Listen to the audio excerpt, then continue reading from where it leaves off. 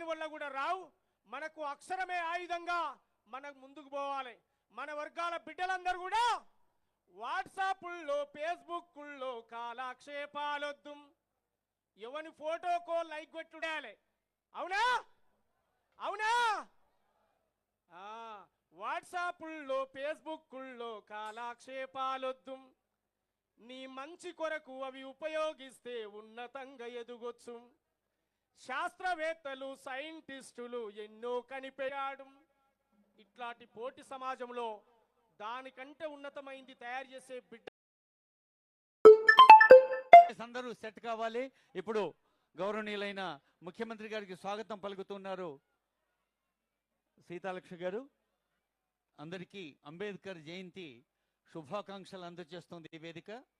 కుటుంబ సభ్యులు, దళిత సంఘ మిత్రులకు, ముందున్నటువంటి వివిధ దూర ప్రాంతాలకు వచ్చినటువంటి దళిత సంఘ పెద్దలకు, వివిధ సంఘాల పెద్దలకు, మా పాత్రికేయ మిత్రులందరూ కూడా నమస్కారాలు తెలియజేసుకుంటూ, ఈరోజు మన ప్రభుత్వం మీ అందరికీ తెలుసు, ఈరోజు మన ప్రజాపాలన లోపల ఈ రాష్ట్రంలో గొప్పగా ఉండాలి, ఏది ఇచ్చినా ఇయ్యపోయినా ఈ రాష్ట్ర ప్రజలకు గొప్పగా చదువునియాలనే సంకల్పంతో గౌరవ ముఖ్యమంత్రి గారు ఈ రాష్ట్రంలో ఎస్సీ పిల్లలకు, బీసీ పిల్లలకు, మైనార్టీ పిల్లలకు, ట్రైబల్ పిల్లలకు ఈ రాష్ట్ర ప్రభుత్వం ఎవరు ఊహించని విధంగా, ఈ దేశంలో ఏ ప్రభుత్వం గొప్పగా ఆలోచన చేసే విధంగా సుమారు 200 కోట్ల రూపాయలతోని ప్రతి నియోజకవర్గం లోపల యంగ్ ఇంటిగ్రేటెడ్ స్కూల్ ఏర్పాటు చేసి సుమారు వేలాది మంది నా పిల్లలు, నా తెలంగాణ రాష్ట్ర పిల్లలని గొప్ప ఆలోచనతో గౌరవ ముఖ్యమంత్రి వర్యులు మా షెడ్యూల్ క్యాస్ట్ కానీ షెడ్యూల్ ఉంటాయి, అధికారాలు ఉంటాయి, వాటి ద్వారా మీరు ఎలా పైకి రావచ్చు అని భారత రాజ్యాంగం ద్వారా చూపించినటువంటి మహనీయుడు.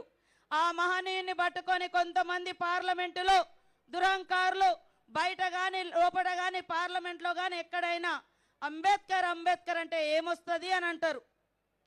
మరి అంబేద్కర్ అంబేద్కర్ అంటే ఒక సీతక్క లాగా ఈ సమాజానికి దూరంగా ఉండేటువంటి గూడాల నుంచి మరి అంబేద్కర్ ఇచ్చినటువంటి భారత రాజ్యాంగాన్ని నమ్ముకొని చదువుకొని మరి ఈ స్థాయికి వచ్చి ఇక్కడ మీ కళ్ళ ముందు నిలబడ్డాం.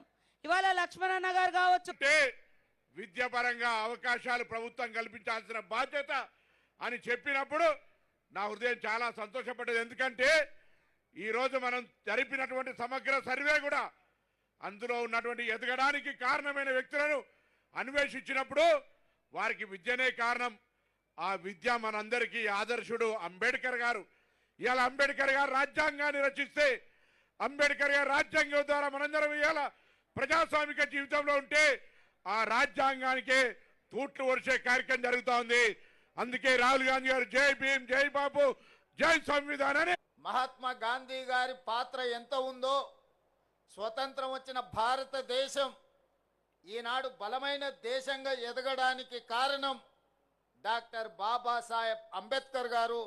ఈ దేశానికి 2 కళ్ళు, ఒకరు మహాత్మా గాంధీ గారు అయితే రెండవది డాక్టర్ బాబాసాహెబ్ అంబేద్కర్. విషయం మన దేశమే కాదు, ప్రపంచమే గుర్తించింది. ఈరోజు ప్రపంచమే స్వాగతం పలుకుతుంది అంబేద్కర్ గారి విధానాన్ని, అంబేద్కర్ గారి యొక్క ఆలోచనను. డాక్టర్ బాబాసాహెబ్ అంబేద్కర్ గారు ఒకే ఒక్క మాట చెప్పారు, విద్య ఒక్కటే అన్ని సమస్యల నుంచి మిమ్మల్ని విముక్తి చేస్తుంది, విద్య ఒక్కటే మన జీవితంలో మార్పు తెస్తుంది, విద్య ఒక్కటే మన జీవితంలో వెలుగులను నింపుతుంది, విద్య ఒక్కటే సమాజంలో మనకు గుర్తింపు, గౌరవాన్ని, సముచితమైన స్థానాన్ని అందిస్తుంది అని చెప్పి డాక్టర్ బాబాసాహెబ్ అంబేద్కర్ గారు సంపూర్ణంగా విశ్వసించిండ్రు, నమ్మిండ్రు, వారు పాటించిండ్రు. ప్రపంచ దేశాలలో పేరెన్నికగన్న యూనివర్సిటీలలో చదువుకొని వచ్చిన డాక్టర్ బాబాసాహెబ్ అంబేద్కర్ ఆలోచన విధానమే ఈనాడు భారతదేశం యొక్క ఆలోచన.